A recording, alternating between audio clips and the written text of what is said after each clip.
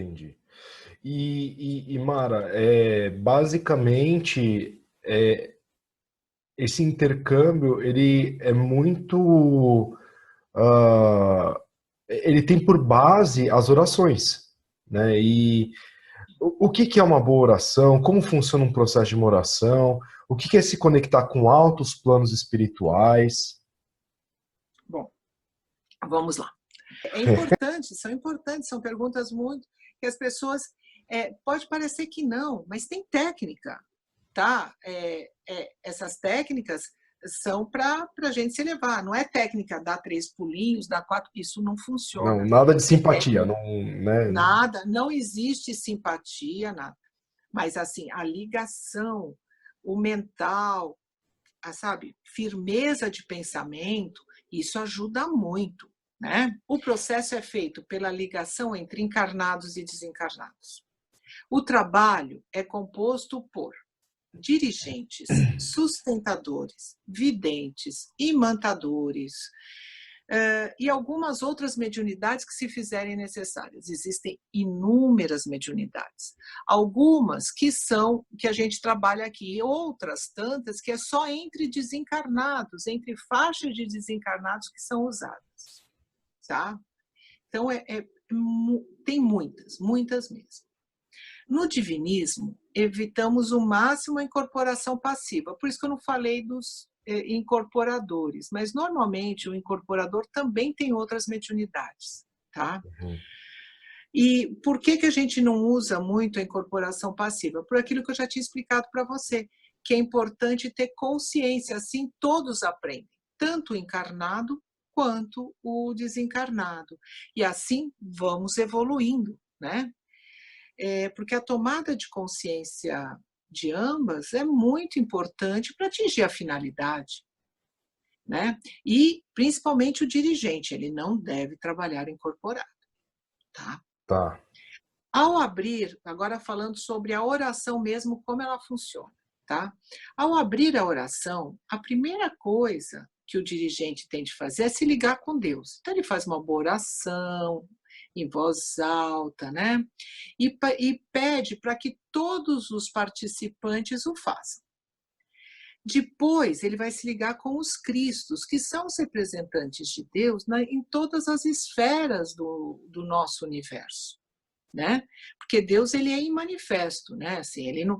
E quem vai falar por ele, através de suas leis e tudo mais, são esses espíritos cristificados.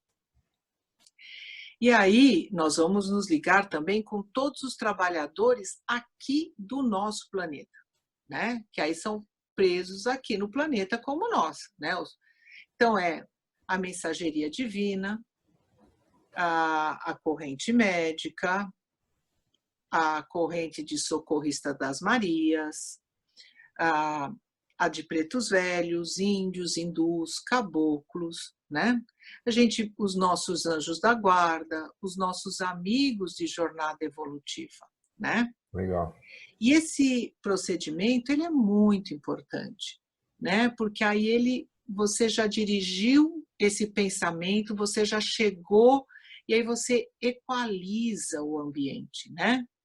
E aí você vê aquela explosão maravilhosa de energia que também deixa todo mundo bem, né? Nesse momento, a espiritualidade no trabalho divinista, nós não temos aquela limpeza individual. A espiritualidade vai e limpa todos, conforme o merecimento de cada Ah, é um, importante dizer isso. e energiza todos. Então, a gente já fica muito bem, né? Às vezes você até toma aqueles choquinhos, né? Você toma até um choquinho, né? E o ambiente fica todo muito bem preparado. Legal. Então, o dirigente, ele vai preparando isso em voz alta para que todos acompanhem, né? E que seja uma só unidade. Porque isso é muito importante, né, Clécio? Sim, sim, sim. Muito bom, muito bom.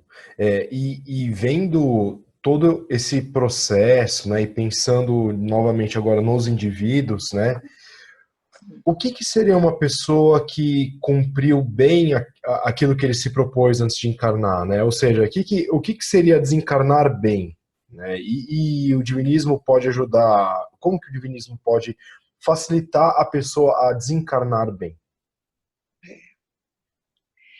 Bom, quem desencarna bem é aquela pessoa que cumpriu uma boa parte do seu programa pré-encarnacionista. Eu vou fazer um parênteses nisso. Antes da gente encarnar, a gente se prepara para vir para a carne, né?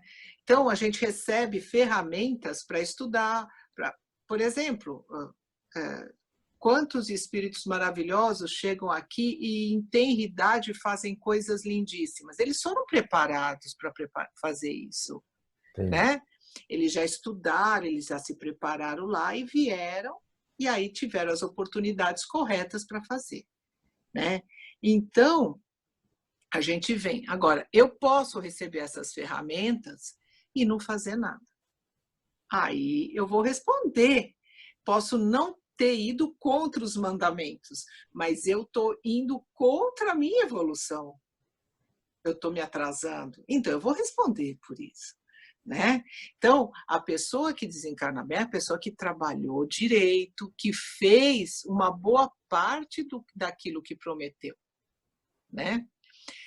Também, pelo que a gente vê do outro lado, eu já te repito, não sou justiça divina, não conheço, não tenho nenhuma capacidade, mas o que muitas vezes eles nos explicam é que as pessoas, antes de encarnar, elas prometem, não, eu quero resolver isso, porque você tem um monte de pendência, eu quero resolver tudo. Só que é muito mais fácil sem carne. Quando você tem corpo físico e necessidades, fica muito difícil, Clécio. Então, as pessoas lá, elas exageram. E aí, a espiritualidade já sabe que não vai conseguir. Entendeu? Então, tem várias nuances nessa história, né? Parece Então, que ele sabe o que esquece é que possível. tem trânsito, Esquece o tem que era na boleto, tem carne. todas essas coisas para passar, né?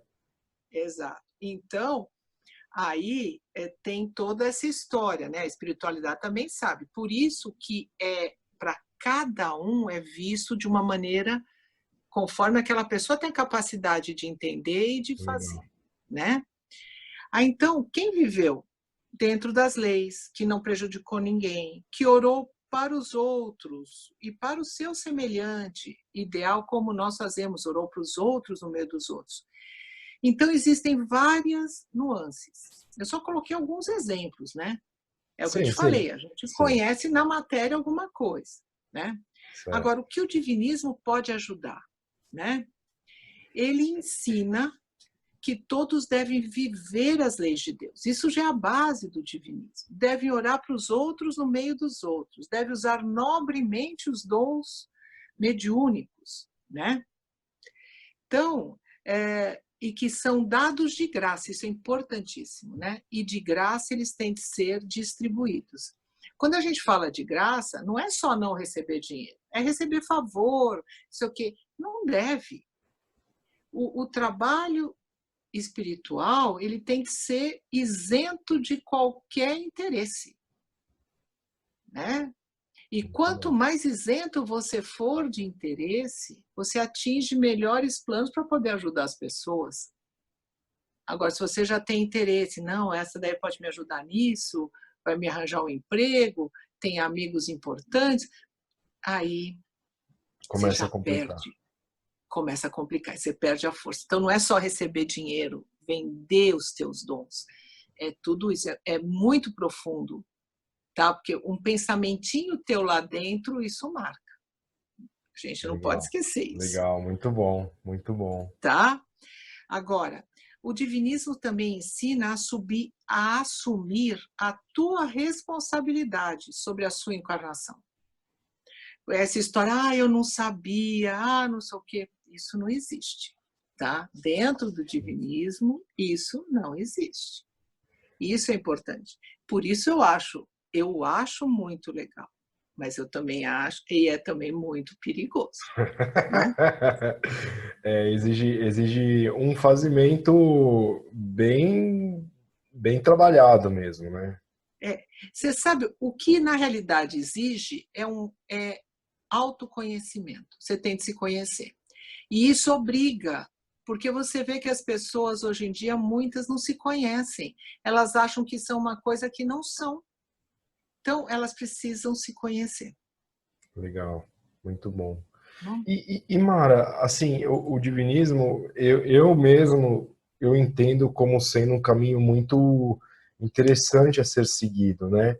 Mas ele é o único caminho? creio que todas as pessoas que têm como base as leis de Deus, que são os 10 mandamentos, vivendo e desabrochando as latentes virtudes divinas, tendo o divino comportamento conforme exemplificado por Jesus e usando a sadia comunicação entre os planos, que é orar para os outros, no meio dos outros, em nome de Deus, está no caminho da elevação espiritual.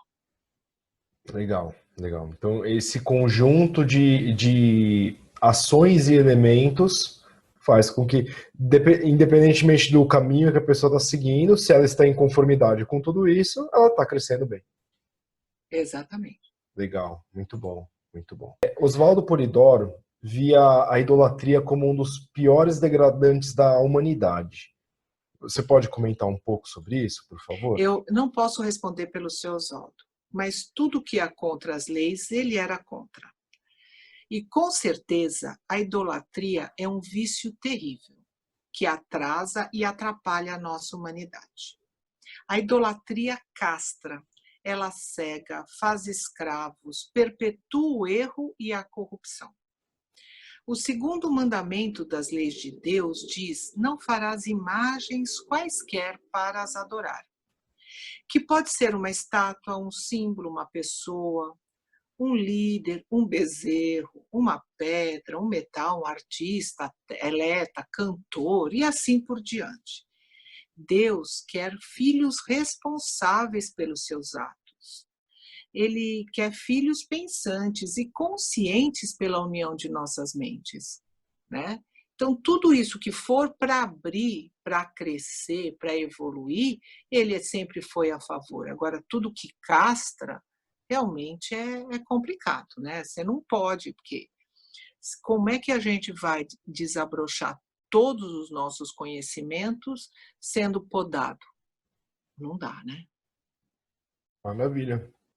Muito bom, muito bom. Mara, em um dos livros do Sr. Oswaldo, Moral, Amor e Revelação, é dito que a felicidade será encontrada pelo ser humano quando os planos encarnados estiverem em ressonância com os planos divinos. Chegaremos nesse ponto algum dia? Olha, com certeza, sim, um dia chegaremos, né? Felicidade é um estado de espírito. Falo da felicidade plena, que é a harmonia do espírito com a vibração dos planos superiores. Sentir o amor pungente, a vibração da união divina.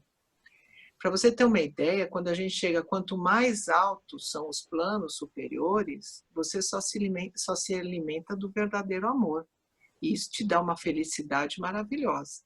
Ainda não estamos nesse ponto, mas um dia nós vamos chegar assim, né?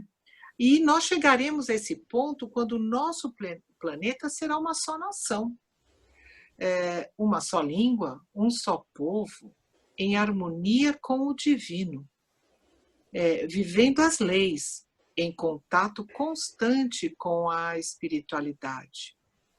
E nós temos de ter tendo essa consciência que só a união faz a força.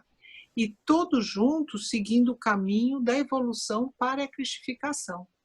Imagina esse amor de um espírito cristificado. Ele é sem medida, né? É uma coisa assim que a gente não tem nem como explicar. Agora a gente precisa entender, né? Que amor não é só aquilo de bater a mãozinha na testa e falar: ai, filhinho, eu te amo tanto. Amor é ser responsável, é ser exemplo, é dar, mas exigir também, né? é um complexo, né? É muito mais do que aquilo que a gente vê por aí, né? Assim, eu te amo, eu te amo, eu te amo. É uma coisa muito mais profunda do que isso, né? Legal, legal. Muito bom.